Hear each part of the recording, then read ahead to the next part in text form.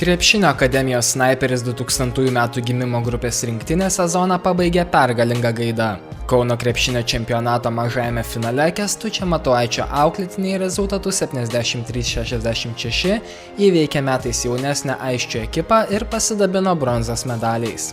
Galingai rungtynes pradėję jaunieji snaiperiukai į priekį pabėgo jau pirmajame ketvirtyje, kurį laimėjo beveik dvigubai – 23-12. Dar vienas spurtas snaiperio komandas surengė po ilgosios pertraukos ir prieš lemiamą ketvirtį įgijo solidų 17 taškų pranašumą – 60-43.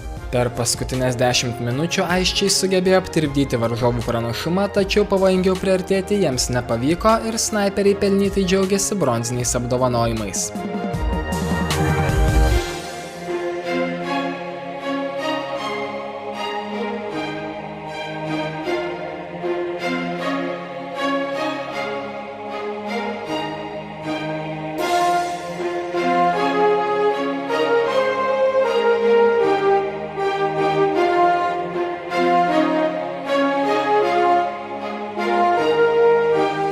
Nesulaikomai nugalėtojų gretose rungtyniavo 21 tašką surinkęs Ernestas Ješkus.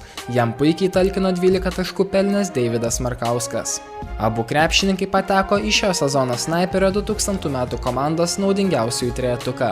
Analogišką apdovanojimą taip pat gavo Matas Nekrašas. Džiaugiuosi, kad užėmėm 3. vietą. Pirmas medalis Kauno čempionate. Sezonas buvo gana geras.